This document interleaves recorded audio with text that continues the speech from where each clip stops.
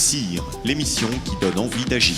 Ça veut dire quoi, réussir? Avoir un emploi, beaucoup d'argent, Être propriétaire? être épanoui au sein de sa famille, Et si le fait de réussir consistait d'abord à être et faire ce qui nous ressemble. réussir, l'émission qui donne envie d'agir. Bonjour à toutes et à tous, soyez les bienvenus. Nous sommes à Atlantis, le centre, ce 20 avril 2018 en compagnie des étudiantes du CFA Esthétique et Coiffure de Saint-Herblain. Et croyez-moi, elles savent faire du bruit, n'est-ce pas?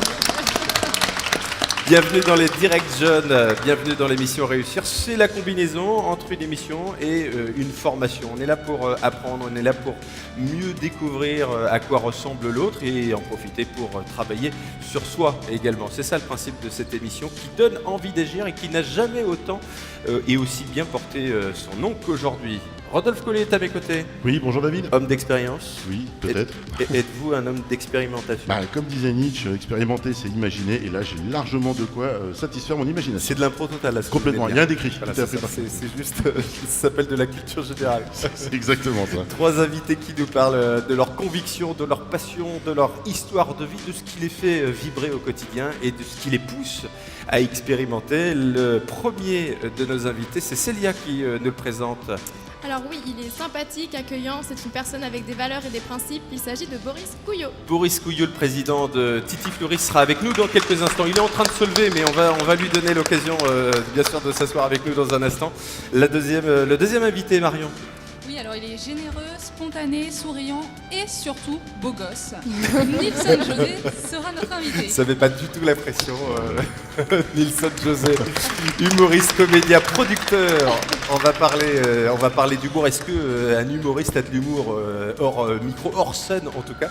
On lui posera peut-être la question. Troisième invité, Justine. C'est une femme souriante, passionnée, généreuse verbalement parlant pour ne pas dire bavarde. Qui Et ne nous, on compte aime pas bien ses... les bavards. Ouais. On aime bien. Elle ne compte pas ses heures pour aider les jeunes. Donc c'est Sylvie Madec qui est directrice régionale d'Entreprendre pour apprendre. Entreprendre pour apprendre. Sylvie Madec sera notre troisième invité dans Réussir. C'est le moment d'expérimenter. Vous êtes prêts, Rodolphe? Je suis prêt, c'est parti, on est en mode labo. Réussir, l'émission qui donne envie d'agir. Et si vous passiez à l'action, si vous lâchiez le mental pour connecter davantage vos émotions à l'expérimentation. D'ailleurs, qu'est-ce qui se passe quand on expérimente? Quelle partie de nous s'exprime particulièrement? Comment gérer sa capacité à sortir de sa zone de confort? Pourquoi est-ce qu'il faut parfois beaucoup de temps avant de passer à l'action alors qu'on est tous convaincus de l'intérêt d'agir? Comment gérer le risque d'erreur, la peur de l'échec, les critiques? Peut-on agir sans avoir véritablement, préalablement réfléchi? Et vous, est-ce que vous avez pensé à agir? Discussion, débat avec à la fois les étudiantes en esthétique du CFA de Saint-Herblain, avec nos trois invités également, et puis avec des jeunes qui ont expérimenté notamment le concept de mini-entreprise dans le cadre de l'association Entreprendre pour apprendre, et puis également témoignage d'un jeune Herblinois qui a, lui, expérimenté le concept de coopérative jeunesse de service. Débat passionnant, une fois de plus. 3, 2, 1, action. Réussir, l'émission qui donne envie d'agir. Merci d'être avec nous. Voici notre premier invité et c'est Davina qui nous le présente. Bonjour, donc nous avons rencontré Boris Couillot, PDG de l'entreprise Titi Floris dans ses locaux à Orvaux. Tout de suite en rentrant, on découvre un lieu lumineux, spacieux, coloré. Pour ne rien gâcher, on y trouve des tables de ping-pong, des hamacs, un puissance 4 géant. C'est top, ça vous a plu? Oui, super, c'est vraiment une bonne ambiance. Une boule à facettes dans la salle de réunion. La classe, hein. La classe, Carrément. Je vais aller bosser chez Boris. Donc même un coin pour les enfants. Donc bref, on se demande si on ne vient pas de rentrer dans une start-up. Sauf que c'est une start-up en mode coopérative, mais ça, on y reviendra plus tard. Donc bonjour Boris Couillot. Boris Couillot est notre invité. Applaudissements pour Boris Couillot. Bonjour à tous et à toutes. Merci, quel organe, quelle voix puissante. Merci Boris, nous on se connaît depuis une dizaine d'années. Et à l'époque, vous aviez une dizaine de salariés quand on a fait connaissance. Et aujourd'hui, c'est beaucoup plus. C'est vous qui donnerez le chiffre tout à l'heure. Comment vous vous sentez à l'idée de partager un peu de votre expérience cet après-midi? J'ai envie d'entreprendre toujours, donc j'ai envie de rassembler autour de projets. Et... Ça sent la politique, rassembler. Non, Voilà, il rassemble. J'ai aucune ambition politique. mais c'est vrai que c'est toujours sympa de partager avec des jeunes des expériences et de les motiver, de les pousser et leur dire qu'il faut y aller.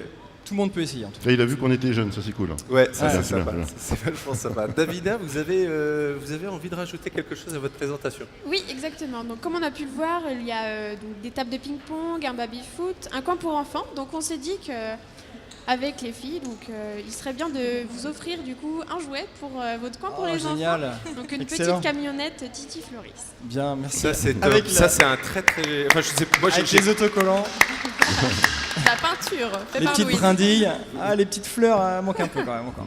Vous allez pouvoir les rajouter. Vous aviez déjà des voitures miniatures comme ça chez Titi Floris? Ouais, on en a une, effectivement. On a un beau trafic jaune. Non, il y en a une pour l'espace enfant maintenant. Ouais, et on en a 2 en carton où on peut transporter des enfants en plus. Ça c'est Sur classe. quelques mètres. Louise vous pose la première question. Du coup, votre parcours a commencé en 1995 avec une prépa HEC à Angers. Et ensuite, vous avez intégré en 1997 l'école de commerce à Nantes. Et dans le cadre d'un stage, vous avez participé à une animation dont la marque sportive, c'est aux 3 bandes. Et on commence par A et finit par D, je n'ai pas le droit de la citer. Ouais, ça c'est important. Ouais. Pour l'équipementier de l'équipe de France lors de la Coupe du Monde 98. Et est-ce qu'en quelque sorte, on peut dire que vous avez participé, vous êtes pour quelque chose dans la victoire de la France? Alors je pense que comme tous les Français, on a un peu participé, parce qu'on a mis une sacrée ambiance cette année-là et cet été-là. Racontez à Louise, parce qu'elle est née cette année-là. Hein, ouais. En fait, cette expérience-là, je me suis occupé des animations de Adidas pendant 1 mois et demi sur Nantes, avec tout un dégonflable, un bus, toute une équipe d'animateurs. On a fait des animations 2-3 fois par jour, pendant 45 jours, sur toute l'agglo et la côte. Et franchement, pendant longtemps, j'ai pu dire que c'était ma meilleure expérience professionnelle. Et en l'occurrence, c'était ma première. Donc ça veut dire que, je sais pas comment on peut en dire, mais en fait, on sait jamais ce qui nous attend. Moi, j'ai eu la chance de commencer par ça, dans le travail, et c'était fabuleux. C'était une ambiance exceptionnelle, ça m'a fait rêver, ça m'a donné... niveau très haut quand même. Hein. Ouais, après, j'ai eu tendance un petit peu à m'embêter dans les projets où j'étais, dans les boîtes. C'est peut-être aussi ce qui m'a poussé à vouloir monter mes propres projets.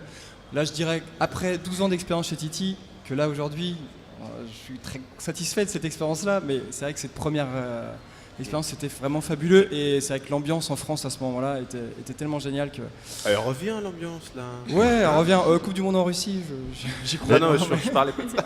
Elle vous apprend quoi, cette expérience, concrètement? Elle vous apprend quoi? Qu'est-ce qui en ressort? En fait, ce qu'on peut faire dans sa vie personnelle, dans sa vie associative, on peut très bien le retranscrire dans la vie professionnelle sans qu'il y ait un fossé. Voilà. Moi, je me suis senti tout à fait à l'aise dans ce projet-là et j'ai eu l'impression de faire ce que j'aimais faire déjà. Vous avez fait quoi? C'était quoi c'était gérer un planning. Boris événementiel. C'était gérer un planning d'animation, à la fois dans des écoles, dans des cafés, dans des boîtes, sur les aux grands écrans. Pas de bol, la tuile. Ouais, non, c'était fabuleux. Et donc avec des copains et des copines. Et en fait, je me suis dit que finalement, on pouvait faire ce qu'on avait envie de faire, y compris dans un cadre professionnel. Mathilde, on est en 2001. Oui, donc vous avez 24 ans et vous rentrez dans une entreprise de bourse donc située à Nantes et vous vous prenez au jeu. Vous misez en bourse et vous perdez. Eh oui. Eh oui, éclatement de la bulle Internet. Perdez beaucoup? Oui, pas mal, ouais. Bien. 100 000 francs. Ah oui, quand même. Ah oui, quand même. Ah, bel effort. 15 000 euros, mesdames. Ça vaccine. Ça vaccine. ça vaccine, on va dire. Oui, Et donc là, vous nous dites, je cite, quelle vacuité? Bah oui, je me suis dit que j'allais peut-être pas perdre toute mon énergie à suivre des cours de bourse devant un écran et à attendre que ça bouge ou pas. Et que c'était vraiment de la futilité, la vacuité. Et donc il fallait peut-être mettre son énergie sur des vrais projets bien concrets et du réel, et de l'économie réelle. Et donc là, à ce moment-là, vous êtes à l'opposé de l'esprit de Titi Floris. Oui, en fait je suis le cours des choses. Hein. C'est pas compatible? Une SCOP, Titi Floris, pour ceux qui nous prennent en cours, c'est une SCOP que vous dirigez et jouez en bourse? Non mais en fait c'est tout mon parcours professionnel qui m'a mené les premières années à aller vers le statut de SCOP. C'est-à-dire que je me suis rendu compte de comment tournait l'économie, centré sur des éléments financiers, sur quelques personnes, sur quelques banques, j'avais envie d'un projet qui rassemble, comme j'ai dit tout à l'heure, et en fait, d'associer les salariés et de partager beaucoup plus les choses. Et voilà, le fait d'être obnubilé par les finances et l'argent, c'est quelque chose d'insupportable. À un moment donné, lorsqu'une entreprise ne vise que ça, c'est insupportable. Célia? Oui, donc sans suivre, entre 2001 et 2003, vous avez fait 2 courses d'expérience en tant que contrôleur de gestion. Ouais. Donc une à Nantes et une seconde dans un cabinet de conseil sur Paris. Et là, vous nous dites que c'est un régime martial, c'est-à-dire? En fait, j'étais consultant à Paris, chez KPMG Consulting. Et effectivement, c'est toujours grosse boîte de consulting. Ouais, toujours le parcours classique après les grandes écoles de commerce. Voilà, on est en costard-cravate, on va dans des entreprises. Pourquoi vous dites parcours classique? En fait, c'était comme ça. Tout le monde ne va pas chez KPMG et tout le monde n'a pas envie d'aller chez KPMG. Alors, honnêtement, dans les années 80-90, c'était la grande mode. C'était le seule issue quasiment à la sortie de l'école. L'économie sociale et solidaire, jamais il en avait été question dans les grandes écoles à ce moment-là. Aujourd'hui, il y a des chaires, il y a des majeurs dédiés à ça. Donc ça a vraiment beaucoup évolué en 20 ans. Et donc oui, c'était très martial, hein. Voilà, c'est du 8h, 20h tous les jours. C'est un peu militaire comme organisation. Voilà, c'est complètement militaire. Faut pas sortir de la route, quoi. À quoi ressemble le Boris qui a besoin d'espace, qui a besoin d'exister par lui-même à cette époque-là? Il y a des prises de tête. Oui, on s'adapte quand même, on fait des efforts pour rentrer dans le cadre. Mais quelque part, on se dit que oui, c'est assez futile, c'est assez inintéressant. On ne sait pas trop pourquoi on travaille. Et puis, c'est vrai qu'il y a quelques petits pétages de plomb à la fin. Ah oui, à la fin de l'émission, j'aimais bien dégonfler le ballon, quoi, et ça ressemble à quoi? Et vider le sac, quoi. Il y a eu 2-3 réglages de compte, ouais. Il y a des personnes, mais bon, voilà, c'était la fin de la mission. Et d'ailleurs, regardez. Merci, au revoir. on a la vidéo des coups de boule dans le couloir. Davina, 2003. Donc en 2003, votre compagne et vous attendez des jumeaux. C'est pourquoi vous décidez de quitter Paris et de revenir sur Nantes. Donc toujours en tant que contrôleur de gestion, mais cette fois-ci dans une banque. Vous vous faites virer lors de votre dernier jour de votre période d'essai car vous avez le contact trop facile. J'avais le tutoiement trop facile, précisément. Le contact facile, c'est ça? C'est Boris le Lover? Non, pas en entreprise. Je me disais qu'il avait un faux air de George Michael. Ouais. Pas en entreprise. Merci pour George Michael. Non, mais ça vous fait plaisir. Le tutoiement trop facile. Ah. Ce qui est assez gênant. Ce qui est aujourd'hui quelque chose de tout à fait courant pour vous, qui est dans l'économie sociale et solidaire. Oui. Et puis surtout quand on veut travailler avec des collègues, le vouvoiement, c'est pas toujours le plus intéressant quand même. Parce qu'on veut rentrer dans des relations de travail assez poussées. Ça vous parle? On parle d'économie sociale et solidaire, évidemment, c'est ce qui caractérise notamment les SCOP. C'est un domaine qui vous attire, vous les étudiantes? Oui, elle n'était pas prévue. Elle n'était pas prévue, celle-là, parce qu'il y a des questions pièges aussi pour l'engouement de malade. En fait, c'est simple. Alors vendez-nous l'économie sociale et solidaire. Écoute, si tu bosses, tu t'arraches à ton travail, puis tu te dis que ça tombe dans la poche que d'une personne. Ouais. Qui est ton actionnaire que tu n'as jamais vu, ou ton patron.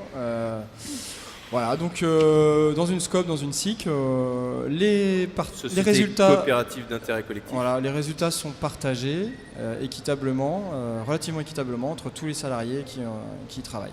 Quand il y a du bénéfice. Voilà. Quand il n'y en a pas, on le distribuue pas. Et quand il y a aussi de Boris, il n'y a plus de coup de boule là maintenant que vous êtes dans l'ESS, c'est tout ça. Petite caricature. Et puis l'ESS, c'est aussi les associations, les mutuelles. Voilà. Après, c'est aussi les gens qui sont dans ces structures-là qui font vivre les projets et qui respectent des valeurs ou non, et qui s'en éloignent éventuellement. Une juste rétribution de l'implication des collaborateurs, c'est aussi possible dans l'économie dite classique? Oui, alors, tout à fait. Hein. C'est un mode de management qui peut être, ou des principes qui peuvent être mis en place dans n'importe quelle entreprise. Sauf que dans l'économie sociale et solidaire, c'est statutaire. C'est encadré, c'est des lignes de conduite, des garde-fous, les statuts, on ne peut pas y déroger. Et en plus, du coup, si on s'en écarte, la direction peut être révoquée. Tabaï vous a convaincu? Ça va. C'est bien. Ouais, c'est C'est bon. bien, c'est bien. D'accord. Ok. On passera au vote. Vous verrez d'ici- quand vous commencerez à travailler si ça a du sens ce que j'ai dit. On passera au vote d'ici la fin de cette interview. Louise, 2005. Du coup, en 2005, vous avez 28 ans et vous rentrez dans une entreprise de transport en tant que responsable de projet, enfin officiellement. Et officiellement, vous êtes homme à tout faire, Oui. c'est-à-dire Dans des PME, lorsqu'on est sur des postes un peu de responsable, on touche à tout. On touche à tout, voilà. Donc homme à tout faire, à tout niveau. Et ça dure 6 mois, dont 1 mois sans contrat. C'est possible ça en 2005? Vous savez, le droit du travail, il est très fourni, il est très... Il est fait pour ceux qui il est très... l'interprètent. Oui, mais après, il y a la pratique et il y a des fois, il y a des boîtes qui sont dans la pratique pas toujours reluisantes, quoi. Ceci dit que quand au bout d'un mois on n'a pas de contrat, on est en CDI. Hein. Oui, je sais. Moi, je n'ai pas été au prud'homme pour Vous réclamer n'êtes ça. pas allé pour ça. Je partais pour monter un projet concurrent. Par contre, le point positif de cette expérience, c'est que le secteur vous a plu. Bah voilà, j'ai découvert un secteur, une niche de marché dans le transport, qui est le transport de personnes en situation de handicap, qui n'est pas un secteur très connu, mais qui emploie beaucoup de monde en poste de conducteur, accompagnateur, et qui est un métier très intéressant. Et en quoi c'est important la notion de service pour vous? Bah effectivement, c'est en ça que le métier est intéressant, c'est l'exigence, la rigueur, la qualité de service qu'on doit proposer aux établissements, aux départements, aux familles et aux enfants, aux usagers que l'on transporte. C'est un lieu où ils vont passer plusieurs heures par jour éventuellement dans le véhicule, et donc il faut qu'il y ait une qualité d'accompagnement et qu'on ait un bon positionnement professionnel, de l'empathie. Il faut être complet en fait. Voilà.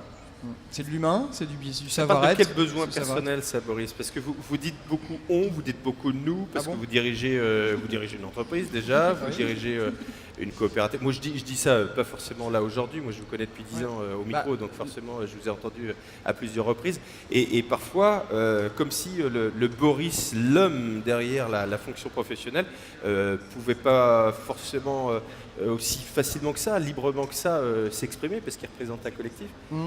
Ça parle de quoi? De quel besoin? Celui de l'utilité? Alors, si je dis nous, c'est parce que j'associe quand même tous les salariés, effectivement, tous les conducteurs qui sont sur le terrain chaque jour et qui travaillent. Et c'est un bon réflexe c'est une bonne quand on est piqûre. manager. Non, mais c'est un bon réflexe, mais c'est aussi une bonne piqûre pour soi-même de se le rappeler. Après, ça part de quel besoin pour moi? Je ne sais pas.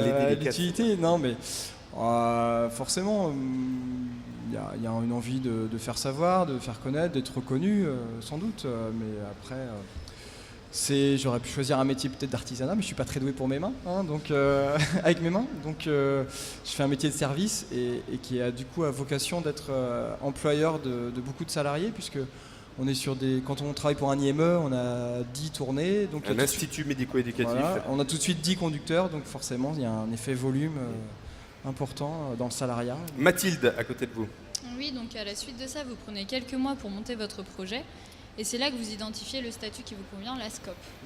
Alors est-ce que vous pouvez nous expliquer en quelques mots, pour ceux qui ne connaissent pas, c'est quoi une SCOP? Alors même si on a vu un petit peu, Voilà. vous avez un peu déjà dit un expliqué, petit peu, mais techniquement à quoi ça ressemble? Alors une SCOP, c'est bien une entreprise, mais qui dans ses statuts a des principes coopératifs, des valeurs fortes, qui sont, j'ai pas révisé, mais c'est un homme égale une voix, comme en association. Un homme égale une voix. C'est pas comme si vous l'aviez déjà expliqué 500 fois. Ouais, c'est vrai en plus. Un homme égale une voix. Le fait qu'il n'y a aucun majoritaire dans l'entreprise. Le fait que la société appartient à ses salariés associés. Au minimum 2/3 du sociétariat doit être détenu par les salariés associés. J'ai envie de compléter la question de Mathilde. À quoi ressemble le management dans une SCOP? Alors, attends, j'y viens, je finis. Il y a aussi tout ce qui est répartition des bénéfices, mise en réserve, ça c'est encadré. Et puis élection des dirigeants, de la gérance ou des administrateurs de la SCOP. Donc forcément il y a une démocratie assez directe, puisque en assemblée générale les associés salariés désignent leurs représentants et leur direction. Alors après c'est un peu particulier parce que moi je suis fondateur, donc j'ai encore un poids assez important dans l'entreprise. Mais voilà, pour répondre à la question que vous n'allez peut-être pas me poser, mais je peux même être mis dehors de ma propre entreprise. C'est vrai. Par des salariés associés. Voilà, ça fait partie du jeu. C'est-à-dire qu'eux, maintenant, le savent, en fait. Maintenant que c'est fait. Ouais, ils le savaient avant déjà. Hein, mais bon. Alors, on m'indique dans l'oreillette qu'il y a un putsch en préparation. Ouais, Il y a un coup d'État qui s'organise là-bas. Non mais rigolez pas, ça arrive, et quand ça arrive, c'est ça douloureux. peut- Vous avez douloureux. imaginé ça, qu'on puisse vous mettre en difficulté? Bah oui, c'est sûr. Il y a déjà eu quelques voix contre moi. Hein. Ça fait partie des choses. Moi, je suis très en mode projet, donc j'avance dans le projet. Ça veut dire quoi être en mode projet? Bah, en fait, que quand vous avez terminé un projet, vous en inventez 2-3 autres? Voilà, on en poursuit d'autres, on en mène d'autres à son terme. Et je suis pas trop dans les racontards et le café du commerce. Et voilà, moi j'avance. C'est pas dynamique Non, mais bah si. Enfin, moi je suis là pour agir, pour faire de l'action, pour construire des choses et pas pour déconstruire. Et alors ça ressemble à quoi le management de Boris Couillot, et au-delà du mode projet? Faites-nous visiter l'entreprise au quotidien. Oh bah c'est assez simple et direct, quoi, on va dire. Et puis j'essaye de mettre de la bonne humeur, qu'on soit au travail quand même pour rigoler un petit peu et, Ah oui, et se faire plaisir. une boule à facettes dans la salle de réunion qui m'étonne, que ça rigole. On fait un séminaire jeudi et bon bah on sait qu'on va finir. On sera là. On sait qu'on finit par une soirée karaoké, donc voilà c'est. Ah bah si en plus on chante, on c'est va bien. important. Oui, vous avez des beaux organes aussi, n'est-ce pas? C'est gentil. Merci beaucoup. Je sais bien quand il nous dit ça. Davina. Oui, donc en janvier 2006, donc la naissance de Titi Floris. Et donc un an après, donc vous avez 10 employés associés avec une première année difficile. Je vous cite: chaque jour, j'ai l'impression qu'une nouvelle merde arrive. Oh, il a dit ça. Je suis choqué. J'avais pas de souvenir. Comment on fait pour tenir le coup, du coup, à ce moment-là? Effectivement, il y a beaucoup d'obstacles. Quand on est entrepreneur, quand on mène une entreprise, il y a toujours beaucoup d'obstacles, particulièrement au démarrage. C'est rarement limpide. Il y a beaucoup de choses à revoir, à corriger, à affronter. Et qu'est-ce qui fait qu'on dit pas stop, j'arrête tout? Bon, à la fois, ça fait partie du jeu, quoi. À la fois, ça reste un jeu et il faut trouver des solutions à chaque fois qu'il y a un incident, un obstacle. Donc, racontez-nous une histoire de situation ubuesque, là où vous dites là ça va mal finir. Là. Et puis finalement vous arrivez à trouver une solution, parce que ça se termine bien. En fait, j'ai une mémoire des fois un peu auto-effaçante. Là. J'oublie des fois les problèmes. Non, mais c'est souvent ça peut être des fois des papiers, on n'a pas coché les bonnes cases, on nous refuse des choses. On perd des appels d'offres parce qu'on a mis une signature scannée, par exemple, au lieu de mettre une signature manuscrite. On peut perdre un appel d'offres pour ça. Oui, voilà. Waouh. Donc voilà, en fait, on est face à tout l'édifice administratif français, quoi, et toute la méga structure et toutes les règles qu'il faut appliquer et dont on ne soupçonne pas toujours l'existence. Il n'y a pas des moments où vous vous êtes dit j'irais bien dans un autre secteur un peu moins lié justement à la sphère administrative lourde à la française? Je sais pas trop comment y échapper en France. C'est vrai que j'ai une période, vous répondez à des appels d'offres auprès de structures publiques, vous cumulez les conditions quand même. C'est sûr. Souvent j'avais la tendance à dire oui, en France ça fonctionne comme ça, parce que moi j'ai jamais été trop à l'étranger fonctionner, mais on s'imagine que c'est peut-être un peu plus simple des fois à l'étranger. Non, mais après faut structurer son entreprise pour y arriver. Mais c'est vrai que du coup ça peut freiner de l'entrepreneuriat, c'est sûr. Il y a une tendance aujourd'hui à la simplification. Bon. Célia, dernière question. Oui, donc alors si on fait le bilan, depuis 9 ans vous êtes en progression permanente, à tel point qu'aujourd'hui Titi Floris c'est donc 1000 salariés et 150 associés.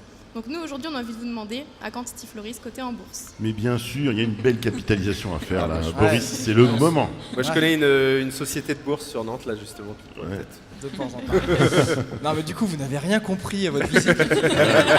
Inscope, j'ai pas fini tout à l'heure ce que ça Elles ont compris que pour interviewer il fallait avoir de l'humour aussi. C'est en fait détenu par les salariés associés, donc ça ne peut pas être vendu. Ouais. Voilà. Et la part vaut toujours 20 €, donc il n'y a pas de plus-value capitalistique et donc il n'y a pas ce jeu spéculatif. On peut acheter des parts là, nous qui sommes autour de la table. Effectivement, on a 5 associés extérieurs dans la limite de 25% ou du tiers de l'actionnariat. Sachant qu'une part égale une voix. Une part égale une voix. Non, justement. Non, un associé. Un homme égale une voix, voilà. Et une part c'est 20 €. Et tu peux en acheter pour 50 000 €. Tu seras le bienvenu.